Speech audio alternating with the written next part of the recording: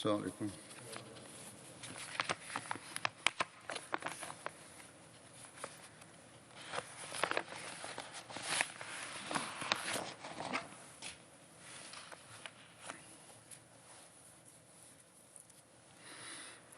أشهد أن لا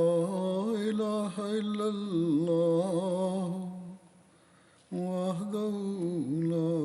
شريك له وأشهد أن محمدا عبده ورسوله أما بعد فأعوذ بالله من الشيطان الرجيم بسم الله الرحمن الرحيم الحمد لله رب العالمين الرحمن الرحيم مالك يوم الدين إياك نعبد وإياك نستعين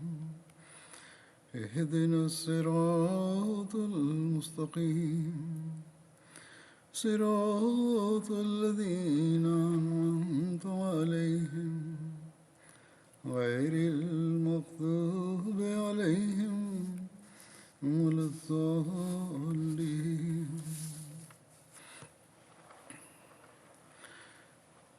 آج عید الاضحیٰ ہے، وہ عید جو قربانی کی عید کہلاتی ہے. تمام مسلمان دنیا میں اسے بڑے شوق سے منا رہے ہیں آج، اور وقت کے فرق کے ساتھ بعض جگہ کل بھی منائیں گے. اس قربانی کی یاد کو تازہ رکھنے کے لیے یا اس واقعے کو یاد کو تازہ رکھنے کے لیے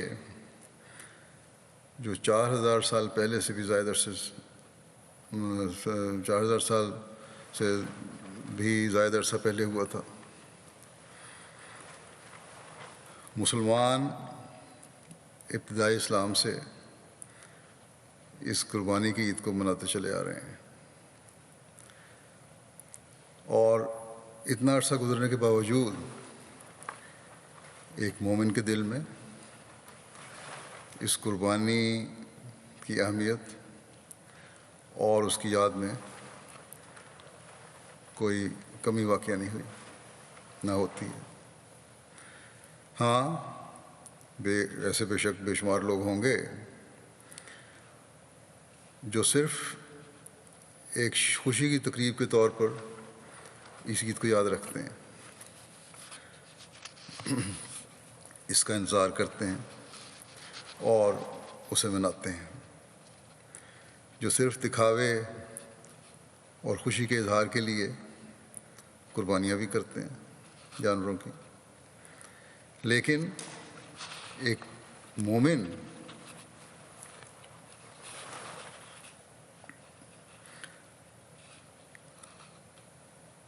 ایک قربانی کو یاد رکھتا ہے، اس قربانی کی اہمیت کو یاد رکھتا ہے، اور اس قربانی کی روح کو یاد رکھتا ہے، اور اس طرح یاد رکھتا ہے جس طرح یاد رکھنا چاہیے اور اس کا حق ہے.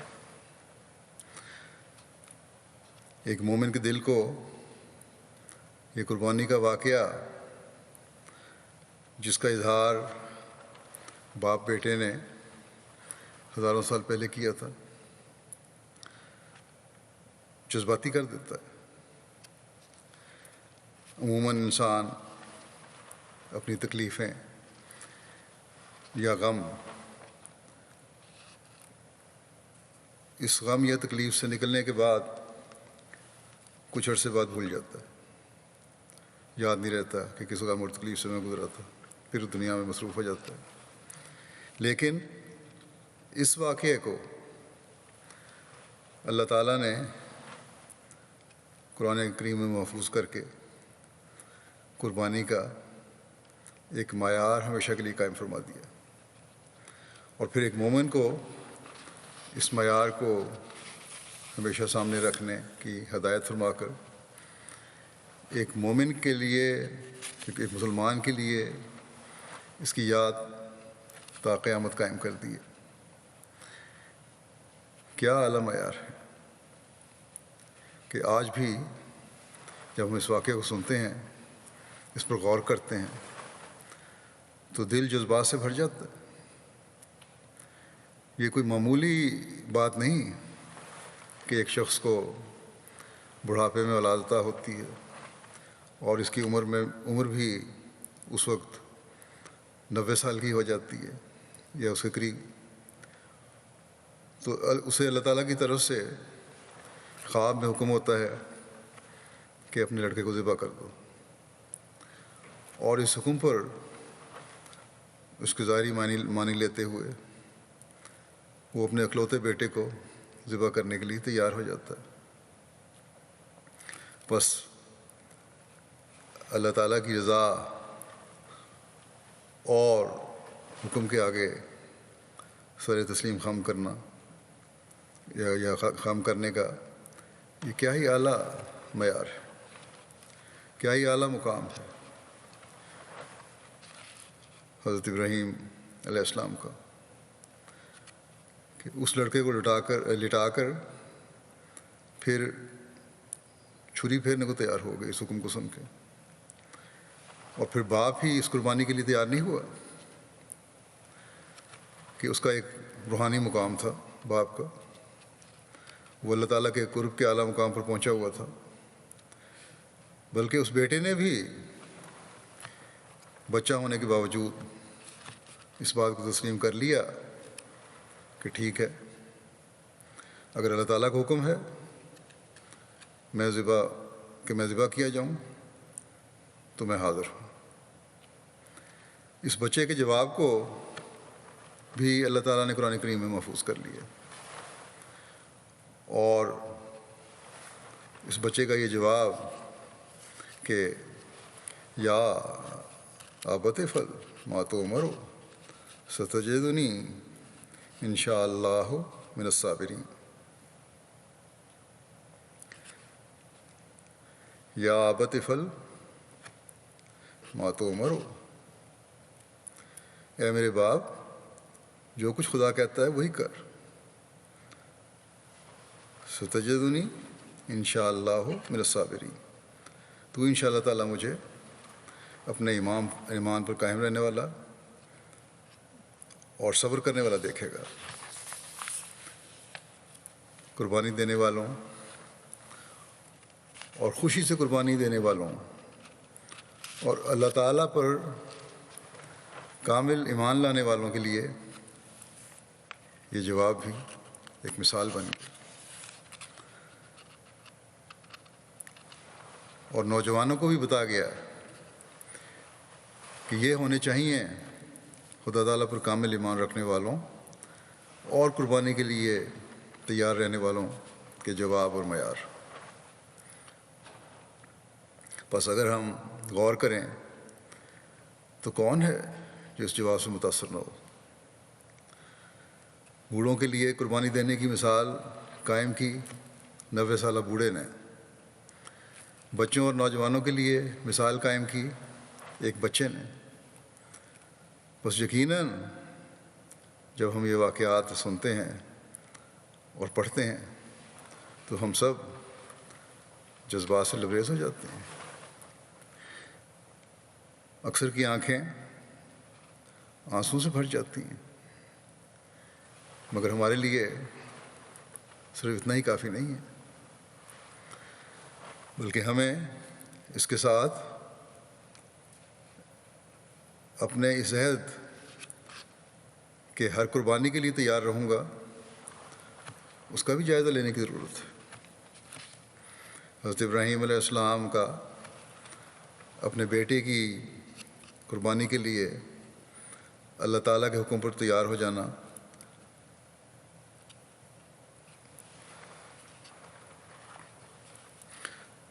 اس لحاظ سے اور بھی زیادہ اہمیت رکھتا ہے، بلکہ صرف تیار ہو جانا نہیں بلکہ عملاً اسے لٹا کر اس کی گردن پر چھری رکھ دینا کہ جب ہم حضرت ابراہیم علیہ السلام کی نرم طبیعت کو دیکھتے ہیں، ان کا دل دشمنوں کے لیے بھی نرمی سے بھرا ہوا تھا، برداشت نہیں تھا کہ دشمن کو بھی تکلیف ہو، اور اس نرم دلی کا ایسا معیار تھا کہ جسے اللہ تعالیٰ نے بھی حضرت ابراہیم علیہ السلام کی خاص صفت قرار دے کر قرآن کریم میں محفوظ کر لیا، اور حضرت ابراہیم کے بارے میں فرمایا کہ وہ حلیم اور اواہن تھا، بہت نرم دل تھا، دل رحم سے بھرا ہوا تھا۔ اور جب یہ حالت تھی تو کیا ان کے دل میں بیٹے کے لیے درد پیدا نہ ہوا ہوگا؟ یقیناً پیدا ہوا ہوگا، لیکن اس وقت اپنے اس ذاتی درد اور محبت کو ایک طرف رکھ کر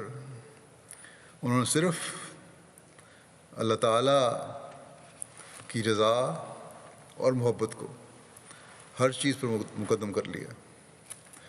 اور اس چیز نے انہیں دوسروں سے پھر ممتاز بھی کر دیا، اور یہی امتیاز ہے، اور اللہ تعالیٰ سے وفا اور محبت اور قربانی دینے کا یہ معیار ہے جس کی وجہ سے تا قیامت جب مسلمان حضرت صلی اللہ علیہ وسلم پر درود بھیجیں گے تو حضرت ابراہیم علیہ السلام کا بھی ذکر ضرور ہوگا، اور صرف یہ حضرت ابراہیم علیہ السلام کی قربانی نہیں ہے، بلکہ جیسا کہ قرآن کریم ہمیں بتاتا ہے، دلی خوشی کے ساتھ حضرت اسماعیل علیہ السلام بھی قربانی کے لیے تیار ہوئے، اور جس کا ذکر ہو چکا ہے ابھی، اور ان کو بھی دوسروں سے ان کی یہ قربانی کا معیار ممتاز کر گیا۔ کیوں؟ وہ اس لیے تیار ہوئے،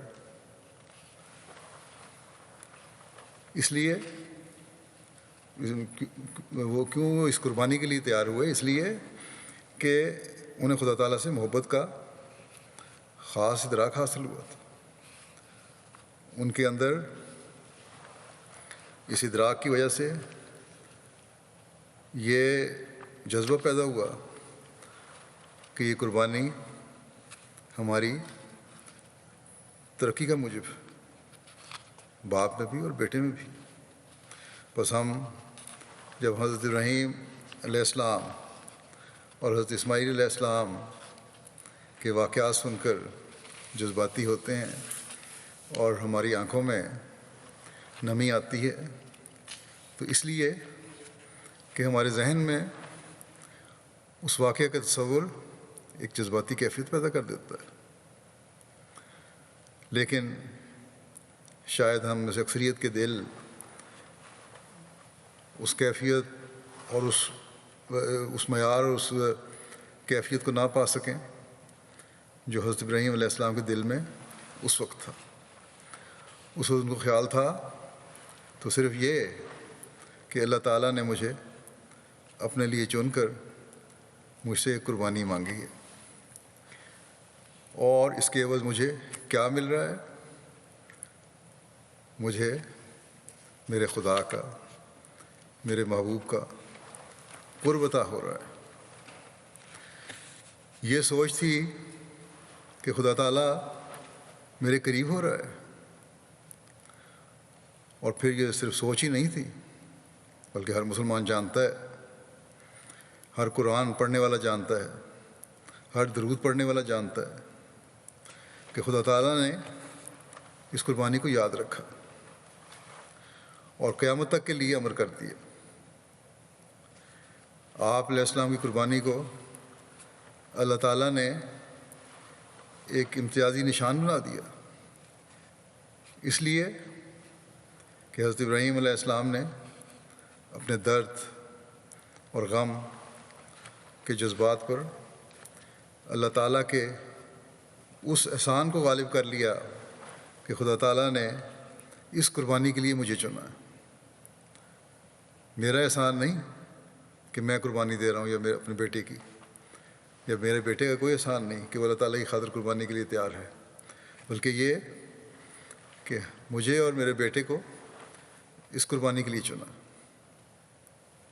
یہ ہے اللہ تعالیٰ کا احسان۔ قربانی کر کے اس سوچ کو دل و دماغ پر حاوی کیا کہ میری قربانی کی کوئی حقیقت نہیں، بلکہ خدا تعالیٰ کا احسان ہے کہ اس نے مجھے اس قربانی دینے کے قابل سمجھا۔ بس ہم جب ہر قربانی کے لیے تیار رہنے کا عہد کرتے ہیں تو ہمیں بھی اس سوچ کو اپنے دل و دماغ پر حاوی کرنے کی کوشش کرنی چاہیے کہ ہماری قربانی کی کوئی حیثیت نہیں ہے۔ یہ اللہ تعالیٰ کا احسان ہے کہ وہ اگر ہم سے کوئی قربانی لے اور اس کے نتیجے میں خدا تعالیٰ کا قرب عطا ہو، اور حقیقت بھی یہی ہے کہ ہماری قربانیوں کی اس قربانی کے مقابلے پر کچھ بھی حیثیت نہیں جو حضرت ابراہیم علیہ السلام اور حضرت اسماعیل علیہ السلام نے دی یا جس کے لیے وہ تیار ہوئے۔ ہم تو اگر دین کو دنیا پر مقدم کرنے کے عہد پر ذرا سا بھی عمل کرتے ہیں تو اللہ تعالیٰ اس طرح نوازتا ہے کہ جس کی انتہا نہیں۔ بے شمار احمدی اس کا تجربہ رکھتے ہیں، بے شمار خطوط مجھے اس بارے میں آتے ہیں کہ کس طرح اللہ تعالیٰ نے ان کی معمولی قربانی کو بھی نوازا۔ مالی قربانی کرتے ہیں تو چند گھنٹوں میں اس کا اجر مل جاتا ہے ان کو، یا اور بھی اس طرح کی بہت ساری مثالیں ہیں۔ بس یہ جذبہ عارضی نہیں ہونا چاہیے بلکہ مستقل ہونا چاہیے۔ صرف ایک دفعہ ہی اللہ تعالیٰ کے فضلوں اور احسانوں سے فیض یاب نہ ہوں، بلکہ اللہ تعالیٰ کے قرب کے حصول کی خواہش اور اس کے لیے کوشش زندگی کا مستقل حصہ بن جائے۔ تب ہم کہہ سکتے ہیں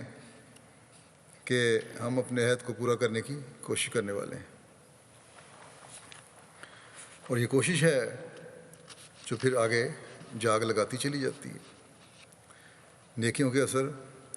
آگے اگلی نسلوں پر نظر آتے چلے جاتے ہیں۔ اللہ ماشاء اللہ، اللہ تعالیٰ کا قرب پانے کی سوچ پھر ہمیشہ قائم رہتی ہے۔ بیوی بچوں کو بھی یہی ادراک ہوتا ہے کہ خدا تعالیٰ کی رضا کا حصول اور اس کا قرب پانا ہماری زندگی کا مقصد ہے۔ بس یہ ماحول گھروں میں پیدا کرنے کے لیے دعاؤں اور عمل کی ضرورت ہے۔ حضرت ابراہیم علیہ السلام کو بیٹے کی گردن پر چھری پھیرنے کے لیے تیار ہونا اور بیٹے کا اپنی گردن پر چھری پھروانے کے لیے تیار ہو جانا یقیناً ایک بہت عظیم جذبہ ہے، اور اللہ تعالیٰ نے اس جذبے کی قدر بھی کی اور اس جذبے کو قبول فرماتے ہوئے عملاً بیٹے کی گردن پر چھری پھیرنے سے روکتے ہوئے فرمایا کہ قد صدقت الرؤیا انا کذالک نجزی المحسنین، تو اپنی رویا پوری کر چکا، چھری پھیرنے کی ضرورت نہیں۔ اب ہم اسی طرح محسنوں کو بدلہ دیا کرتے ہیں۔ محسنوں کا بدلہ کیا ہے؟ محسنوں کا بدلہ یہ ہے کہ تجھے اور تیرے بیٹے کو انتہائی قرب کا مقام بخشے۔ اس قرب کا مقام بخشنے کے بعد پھر قربانیوں کا دور ختم نہیں ہوا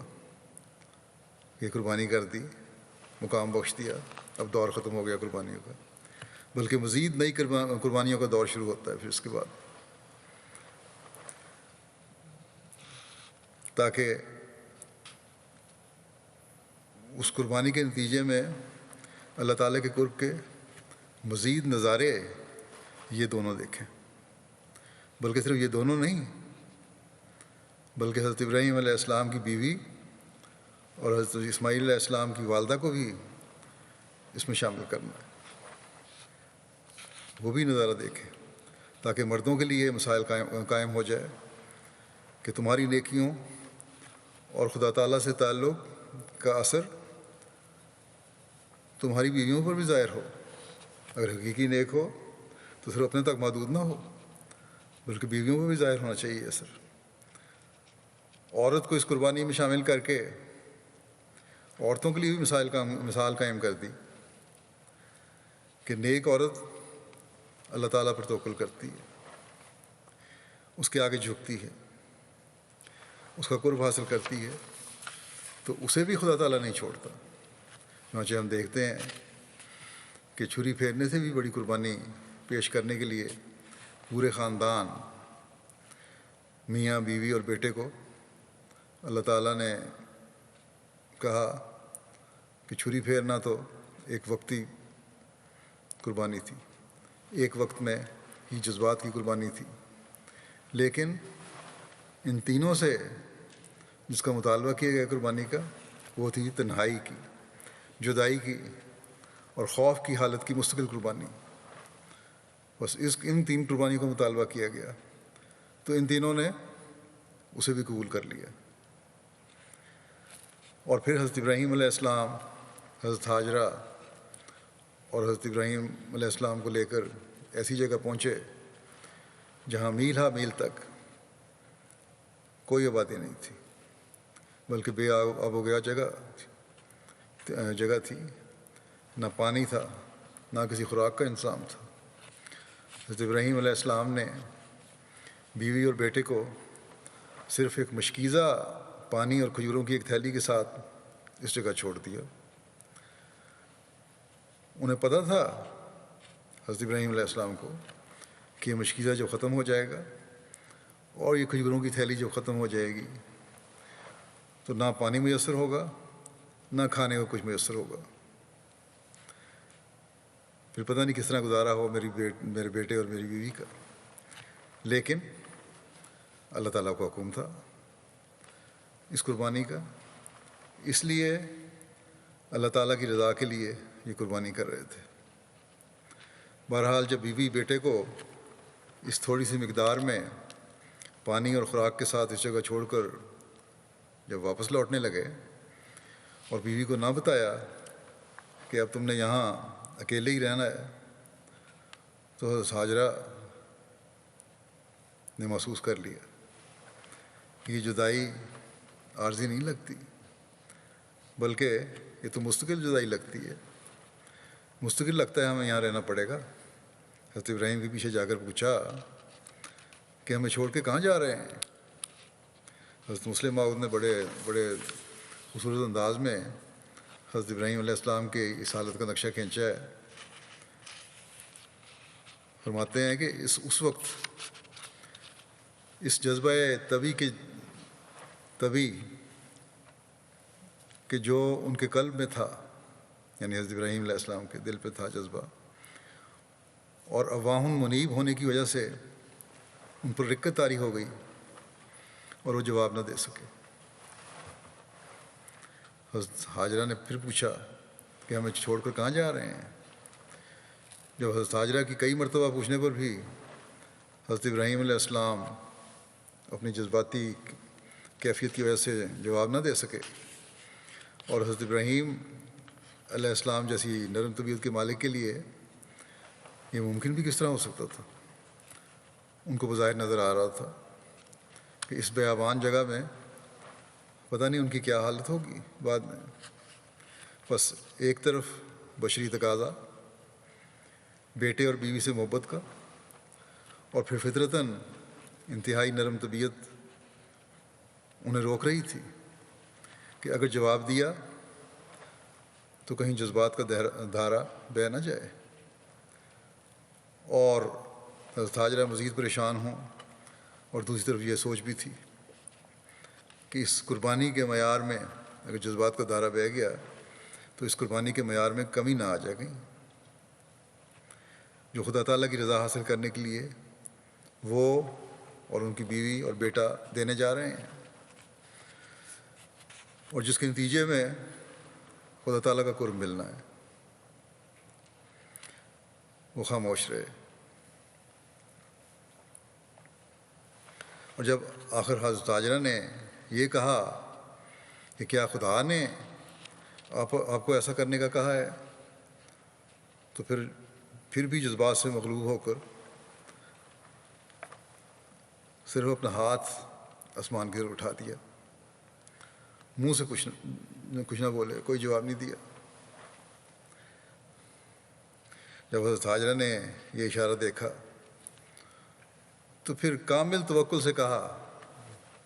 کہ اگر یہ بات ہے تو پھر خدا تعالیٰ ہمیں ضائع نہیں کرے گا، جہاں جانا ہے آپ جائیں۔ اب بظاہر دیکھا جائے تو اس بات کو تسلیم کرنا ناممکن ہے کہ اس بے آب و گیا وادی میں پانی کا مشکیزہ ختم ہونے کے بعد پانی مل سکے، یا کھجوروں کی تھیلی ختم ہونے کے بعد کھجور مل سکے، یا کوئی بھی خوراک مل سکے۔ یہ ناممکن تھا کہ ویران جگہ میں ان کی تکلیف دور کرنے یا کم از کم ہمدردی کرنے کے لیے ہی کوئی ہمدردی کرنے والا مل جائے، کسی انسان کی شکل نظر آ جائے۔ وہاں اس ویران صحرائی جگہ میں کسی نے کہاں سے آنا تھا؟ لیکن حضرت ہاجرہ میں بھی حضرت ابراہیم علیہ السلام کی صحبت نے یہ انقلاب پیدا کر دیا تھا کہ توکل اللہ اور اللہ تعالیٰ کا قرب پانے کی خواہش کا معیار انتہا کو پہنچا ہوا تھا ان کا بھی۔ انہوں نے بے خوف ہو کر کہہ دیا کہ اگر خدا کا حکم ہے تو پھر مجھے کوئی پرواہ نہیں۔ یقیناً جب حضرت ہاجرہ کے یہ الفاظ عرش کے خدا نے سنے ہوں گے کہ اگر خدا کا حکم ہے تو پھر وہ ہمیں کبھی ضائع نہیں کرے گا، تو خدا تعالیٰ نے بھی کہا ہوگا کہ بے شک میں تجھے اور تیرے بیٹے کو کبھی ضائع نہیں کروں گا۔ اور بعد کے حالات بتاتے ہیں کہ اللہ تعالیٰ نے ویسا ہی کیا جیسا اس سے امید رکھی گئی تھی، بلکہ نہ صرف یہ کہ انہیں ضائع ہونے سے بچایا، بلکہ ان کے ذریعے سے ایک ایسی زبردست قوم بنائی جس میں حضرت خاتم الانبیاء محمد مصطفیٰ صلی اللہ علیہ وسلم جیسا عظیم المرتبت نبی مبعوث فرمایا، جو تمام دنیا کے لیے مبعوث ہوا۔ آپ ہی تمام دنیا کے روحانی بادشاہ ہیں۔ خدا تعالیٰ بھی تک پہنچنا بھی آپ کے وسیلے سے یہ ممکن ہے۔ حضرت ہاجرہ اور حضرت اسماعیل علیہ السلام نے خدا تعالیٰ کی خاطر دنیا کو چھوڑا تھا۔ اللہ تعالیٰ نے تمام دنیا حضرت اسماعیل کی نسل کے قدموں میں لا کے ڈال دی، حضرت صلی اللہ علیہ وسلم کے ذریعے سے۔ آج لاکھوں کروڑوں لوگ حج اور عمرہ کرتے ہیں تو حضرت ہاجرہ کی اس قربانی کی یاد بھی تازہ کرتے ہیں۔ بس حضرت ہاجرہ کی اس قربانی کو قیامت تک کے لیے ایک مقام دے دیا، ایک اعزاز بخش دیا۔ انہوں نے خدا تعالیٰ پر توکل کرتے ہوئے اس کی رضا حاصل کرنے کے لیے دنیا سے تعلق توڑا تھا، اور آج دنیا مجبور ہے کہ خدا تعالیٰ کو حاصل کرنے کے لیے ہی ان سے تعلق جوڑے۔ بس ان کی یہ قربانی کوئی معمولی قربانی نہیں تھی۔ ان کا اللہ تعالیٰ پر یہ مان کہ جو کام خدا تعالیٰ کے لیے کیا جائے خدا تعالیٰ اسے ضائع نہیں کرتا، کوئی معمولی مان نہیں تھا۔ اور پھر جیسا کہ میں نے بتایا کہ خدا تعالیٰ نے قیامت تک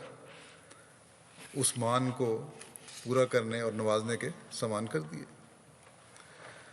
بس آج کا دن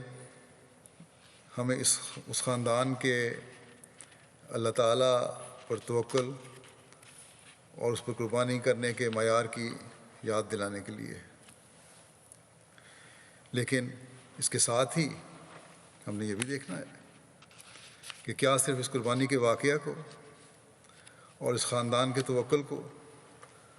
اور اس قربانی کو یاد کر لینا اور ذکر کر لینا ہی کافی ہے؟ نہیں، بلکہ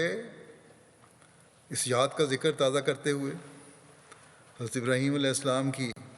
وفا اور قربانی کو ہمیں اسوہ بنانا ہوگا. حضرت حاجرہ کی قربانی کو ہمیں معیار بنانا ہوگا. ہر عورت دیکھے کہ ہم نے اس معیار کو حاصل کرنے کے لیے کیا کرنا ہے. لجنہ جب عید دہراتی ہے کہ ہم اولاد کو قربان کرنے کے لیے تیار ہیں، تو میرے علم میں یہ بھی آیا ہے کہ بعض عورتیں کہتی ہیں ہم اس وقت خاموش ہو جاتی ہیں کیونکہ ہم تیار نہیں. اگر اللہ تعالیٰ پر توکل ہو، اس کی رضا کا حصول مقصد ہو، اس کے قرب کو حاصل کرنے کی خواہش ہر خواہش سے بالا ہو، تو یہ سوچ آ ہی نہیں سکتی. دین کو دنیا پر مقدم کرنے کا عہد کیا ہے؟ یہ ایک ایسا عہد ہے جو خالصتاً اللہ تعالیٰ پر توکل کرنے کی طرف توجہ دلاتا ہے. اگر یہ عہد کیا ہے تو اسے ہر احمدی مرد، احمدی عورت، احمدی جوان اور احمدی بچے کو نبھانا ہوگا. جب انسان اللہ تعالیٰ کا قرب حاصل کرنے کی کوشش کرتا ہے، پھر اللہ تعالیٰ ضائع نہیں کرتا بلکہ نوازتا ہے. ہمارے مرد جب اپنے نمونے ابراہیمی معیار پر لائیں گے تو وہ روحانی معیار عورتوں اور بچوں میں بھی سرایت کر جائیں گے. بس سب سے پہلے مردوں کو اپنی سوچوں اور اپنی قربانی کے معیاروں کو بلند کرنے کی ضرورت ہے. اگر عورتوں اور بچوں کے معیار توکل اللہ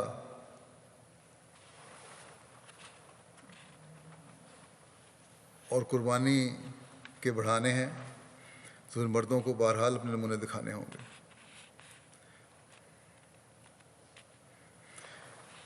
یہ نہیں سمجھنا چاہیے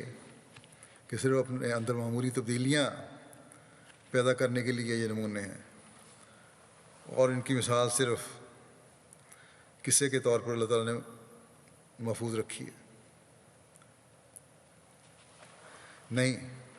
بلکہ یہ نمونے ہمارے لیے اسوہ ہیں. جب ہر مرد ابراہیمی نمونے پر چلنے کی کوشش کرے گا اور اس پہ چلتے ہوئے وفا کے معیار کو اونچا کرنے کی کوشش کرے گا، جب ہر عورت حضرت حاجرہ کے نمونے کو اپنانے کے لیے تیار ہوگی اور ہر نوجوان حضرت اسماعیل علیہ السلام کے نمونے اپنانے کے لیے تیار ہوگا، تو پھر اللہ تعالیٰ کے فضلوں کی بارش بھی ہوگی. پھر حقیقی قربانی اور اس کے نتیجے میں اللہ تعالیٰ کے قرب کا ادراک اور تجربہ بھی ہوگا. اس زمانے میں حضرت صلی اللہ علیہ وسلم کے جس غلام صادق کو ہم نے مانا ہے تاکہ اسلام کی نشأت ثانیہ میں حصہ دار بن سکیں، اسے بھی اللہ تعالیٰ نے ابراہیم کہا ہے. چنانچہ کئی موقع پر آپ کو اللہ تعالیٰ نے الہاماً ابراہیم کہہ کر مخاطب فرمایا.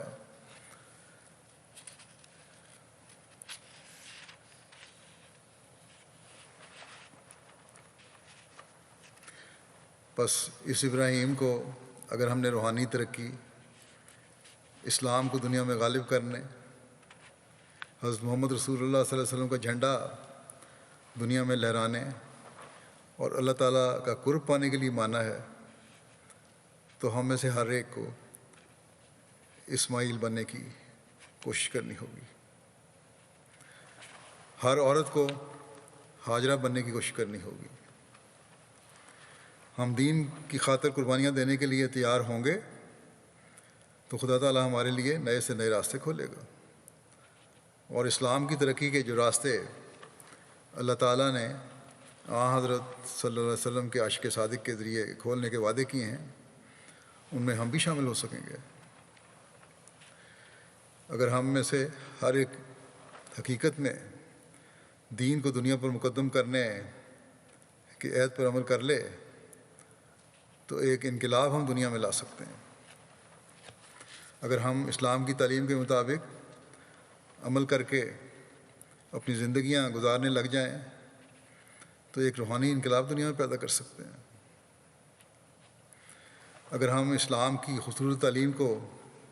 دنیا میں پھیلا کر دنیا کو اسلام کے جھنڈے تلے لانے والے بن جائیں تو ہم ان شہداء کی قربانیوں کا بہترین بدلہ لے سکتے ہیں جن کو زمانے کے ابراہیم کے ماننے کی پاداش میں شہید کیا گیا۔ اللہ تعالیٰ نے حضرت مسیح موعود علیہ السلام کے ذریعے جو یہ سلسلہ قائم فرمایا تو اس لیے کہ وہ تمام برکات دنیا میں واپس لائے جو حضرت صلی اللہ علیہ وسلم کے حقیقی ماننے والوں اور مومنین سے وابستہ ہیں۔ اس کے لیے پہلوں نے بھی قربانیاں دیں اور سب سے بڑھ کر اپنے نفسوں کی قربانیاں دیں۔ ہم بھی عہد کرتے ہیں اپنے مال، جان اور وقت کی قربانی دینے کا۔ ہمیں بھی اس عہد کو سامنے رکھتے ہوئے قربانیوں کے لیے تیار رہنا چاہیے، اور ہمیں بھی یہ دینی پڑیں گی، اور دیتے آ بھی رہے ہیں لوگ بہت سارے۔ قربانیوں کے بغیر یہ انقلاب کبھی نہیں آئے گا، اور نہ کبھی انقلاب آتے ہیں۔ بس اس حوالے سے میں ان ماؤں کو بھی توجہ دلانا چاہتا ہوں جو کہتی ہیں کہ ہم چپ کر جاتے ہیں قربانی کے لیے۔ ایک طرف وہ مائیں ہیں جنہوں نے اپنے بچے وقف نو کے لیے وقف نو میں دے کر وقف کیے، لیکن جب بچے جوان ہوتے ہیں تو بعض والدین کی طرف سے یہ ادھر آ جاتا ہے کہ ہمارے حالات ٹھیک نہیں ہیں، بچہ اگر صرف جماعت کی خدمت کرے گا تو تھوڑے سے الاؤنس میں گزارا نہیں ہوگا، اس لیے اس کو دنیاوی کام کرنے کی اجازت دیں۔ ایک طرف ایک عہد کیا قربانی کرنے کا اور خود ہی پیش کیا، دوسری طرف اس کو دنیا داری کی طرف بھی ڈالنے لگی ہیں۔ اسی طرح بعض واقفین نو بچے بھی ہیں، ڈاکٹر بن جاتے ہیں، انجینئر بن جاتے ہیں، اس وقت کہتے ہیں کہ اب جماعتی خدمت بڑی مشکل ہے، ہمارا تھوڑے پیسوں میں گزارا نہیں ہوتا، ہمیں دنیاوی نوکری کرنے دیں۔ جب دین کو دنیا پر مقدم کرنے کا عہد کیا ہے، قربانی کا عہد کیا ہے، پیدائش سے پہلے اللہ تعالیٰ نے والدین کو توفیق بخشی کہ وہ پیش کریں، تو پھر اس قسم کے عذر کوئی معنی نہیں رکھتے۔ اس عہد کو نبھانے کی ضرورت ہے۔ اگر تھوڑا الاؤنس بھی ہے تو اللہ تعالیٰ اس میں برکت ڈال دیتا ہے۔ بس نوجوان واقفین نو اپنے آپ کو مبلغ اور مربی بننے کے لیے پیش کریں، ڈاکٹر اور انجینئر یا ٹیچر بن کے اپنی خدمات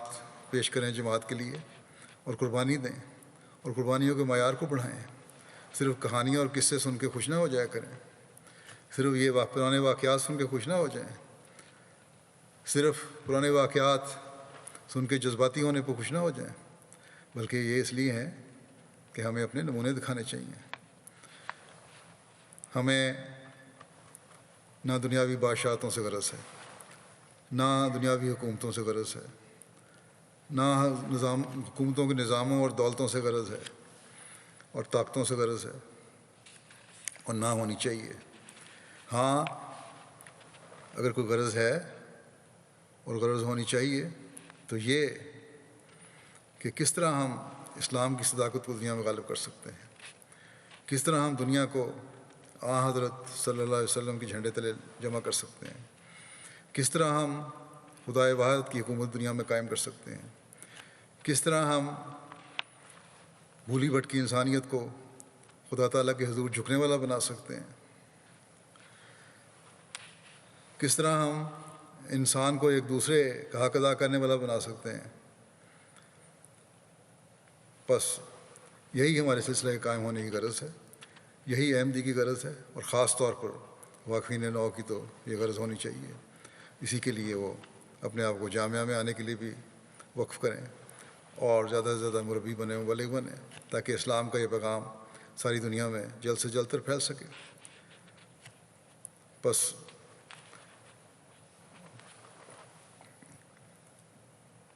یہی جو باتیں میں نے بیان کی ہیں کہ یہی سلسلہ کے قائم ہونے کی غرض ہے، اور اس کے لیے ہمیں قربانیاں دینی چاہیے، اور اس کا اعلان بھی بارہا حضرت مسیح موعود علیہ السلام نے فرمایا ہے۔ یہ باتیں قربانی چاہتی ہیں۔ صرف میں نے جیسا کہ میں نے کہا کہ قربانی کے واقعات پڑھ کر کہ انقلاب نہیں آیا کرتے، اس کے لیے ہر احمدی عورت کو ہاجرہ بننا پڑے گا، اور ہر احمدی نوجوان کو اسماعیل بننا پڑے گا، اور ہر ملک اور ہر قوم اور ہر نسل میں سے ہر احمدی کو یہ معیار دکھانے ہوں گے، تبھی ہم دنیا میں ایک وحدت پیدا کر سکتے ہیں۔ جب اس مقصد کے حصول کے لیے یہ مشترکہ قربانی ہوگی، تبھی ہم اس گھر کی تعمیر کے مقصد کو پورا کر سکیں گے، یعنی توحید کا قیام، جس کے لیے حضرت ابراہیم، حضرت حاجرہ اور اسماعیل علیہ السلام نے قربانیاں دی تھیں، اور خدا تعالیٰ کا پہلا گھر خدا تعالیٰ کی وحدانیت کا نشان بن کر ابھرا تھا۔ اور تبھی ہم اس زمانے کے ابراہیم اور حضرت صلی اللہ علیہ وسلم کے غلام صادق کی بعثت کے مقصد کو پورا کرنے والے بن سکیں گے، یعنی دین واحد پر جمع کرنا۔ اللہ تعالیٰ ہمارے اندر حقیقی قربانی کا مادہ پیدا کرے، ہم ہمیشہ دین کو دنیا پر مقدم کرنے والے ہوں۔ ہر آنے والی قربانی کی عید ہمیں اسلام کی ترقی کی نئی منزلیں دکھانے والی ہو، ہم ایسی مقبول قربانیاں کرنے والے ہوں جس کے فیوض و برکات ہم دنیا و آخرت میں حاصل کرنے والے بنتے چلے جائیں۔ اب ہم دعا کریں گے۔ دعا میں ان اسیران کو بھی یاد رکھیں جو صرف احمد کی خاطر قید و بند کی صورتیں برداشت کر رہے ہیں، دین کی خاطر سخت موسمی حالات میں جیلوں میں پڑے ہوئے ہیں، پاکستان میں خاص طور پہ، اور خوشی سے برداشت کر رہے ہیں یہ صورتیں۔ ایک خاتون بھی اسی قید و بند کی صورت میں صحبت برداشت کر رہی ہیں، قید و بند میں پڑی ہوئی ہیں، غلط الزام لگا کر ان بہت خطرناک دفعات لگائی گئی ہیں ان پر، صرف اس لیے کہ انہوں نے زمانے کے امام کو مانا ہے۔ شہداء کے خاندانوں کو بھی دعاؤں میں یاد رکھیں۔ واقفین زندگی کے لیے مربیان، مبلغین، معلمین کے لیے دعا کریں کہ سب اپنے وقف نبھانے والے ہوں اور حقیقی قربانی کے ساتھ نبھانے والے ہوں۔ بہت سارے مختلف ممالک میں، افریقہ میں بھی معلمین بھی بہت اہم کام کر رہے ہیں، اور اللہ تعالیٰ ان کو بھی توفیق دے کہ تھوڑی تربیت کے باوجود، جو انہوں نے تھوڑا بہت علم حاصل کیا ہے معلم کلاس کا، اس کے باوجود بہت اچھے اچھے کام کرنے والے ہیں۔ اللہ تعالیٰ ان کے کاموں میں، اخلاص میں، وفا میں، علم میں، روحانیت میں برکت ڈالے، ان کو حفاظت میں رکھے، اور جیسا کہ میں نے کہا خالص ہو کر اللہ تعالیٰ کی خاطر وقت نبھانے والے ہوں۔ مشکلات میں گھرے ہوئے لوگوں کے لیے بھی دعا کریں، اللہ تعالیٰ ان کی مشکلات کو دور فرمائے، پریشانیاں دور فرمائے۔ خود غرض علماء کے شر سے بچنے کے لیے بھی دعا کریں، انہوں نے بھی شر پھیلایا ہوا ہے، خاص طور پر پاکستان میں، اسی طرح بعض افریقہ کے ممالک میں بھی۔ ہر طاقتور شریر کے شر سے معصوم جانوں کے بچنے کے لیے دعا کریں۔ اس عید پر پاکستان میں خاص طور پہ یہ بھی شور بھی ہے اور ہمیشہ ہوتا ہے، اس دفعہ کچھ زیادہ ہی ہو رہا ہے کہ احمدی اگر عید پر قربانی کریں گے جانور کی تو ان کے خلاف مقدمہ درج کیا جائے گا، ان کو سزا دی جائے گی۔ بس اس قسم کے شریروں کے شر سے بھی اللہ تعالیٰ ہر احمدی کو محفوظ رکھے۔ حضرت مسیح موعود علیہ السلام کی بعثت کو ہم پورا کرنے والے ہوں، اس کے لیے بھی ہمیں بہت دعائیں کرنی چاہیے۔ اور یہ دعا بھی بہت زیادہ کرنی چاہیے، جو مقصد حضرت مسیح بعثت کا ہے وہ کیا ہے؟ یہی کہ اسلام اور آن حضرت صلی اللہ علیہ وسلم کا جھنڈا تمام دنیا میں لہرائے اور دنیا میں توحید کا قیام ہو۔ صرف یہ مخالفت کی باتیں اگر ہیں، صرف پاکستان کی بات نہیں، افریقہ میں بھی بعض جگہ پہ باہر سے لوگ جا کر وہاں کے مقامی لوگوں کو بھڑکاتے ہیں اور وہاں مخالفت پیدا ہو رہی ہے۔ اللہ تعالیٰ لیکن اللہ تعالیٰ کے فضل سے اپنے ایمان پر وہ قائم ہیں، مضبوط ہیں اور کسی مخالفت کی پرواہ نہیں کر رہے، بلکہ جان لینے کی بھی دھمکیاں دی گئیں، اس کے باوجود وہ اپنے ایمان پر قائم رہے۔ اسی طرح بعض جگہ ہماری مساجد پر قبضہ کرنے کی کوشش کی جا رہی ہے، افریقہ میں بھی۔ اللہ تعالیٰ وہاں بھی حالات پیدا کرے کہ وہ جماعتی مساجد بھی جن کو دشمن غلط طریقے سے قابض ہونے کی کوشش کر رہا ہے واپس ملیں۔ بہرحال مجموعی طور پر ہمیں دعا کرنی چاہیے کہ ہمیشہ ہم اللہ تعالیٰ کے فضلوں اور رحم کے وارث بنتے چلے جائیں۔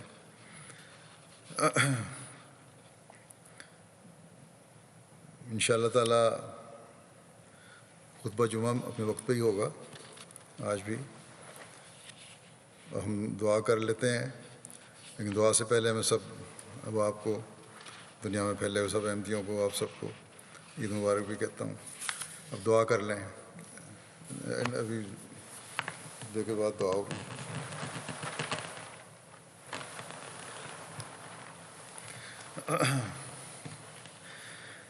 الحمد للہ نحمده ونستعینه ونستغفره ونؤمن به ونتوکل علیہ ونعوذ باللہ من شرور انفسنا ومن سیئات اعمالنا من يهده الله فلا مضل له ومن يضلل فلا هادي له ونشهد أن لا إله إلا الله ونشهد أن محمدا عبده ورسوله عباد الله رحمكم الله إن الله يأمر بالعدل والإحسان وإيتاء ذي القربى وينهى عن الفحشاء والمنكر والبغي يعظكم لعلكم تذكرون اذكروا الله يذكركم وادعوه يستجب لكم ولذكر الله أكبر۔ دعا کر لیں۔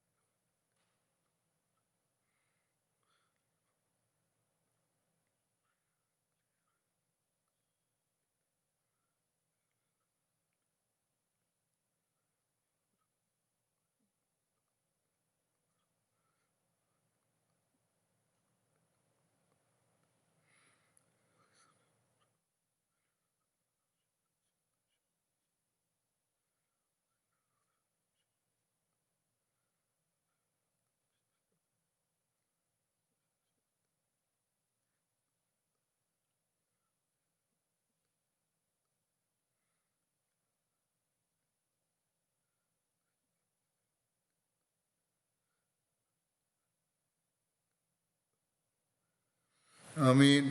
السلام علیکم و رحمۃ اللہ.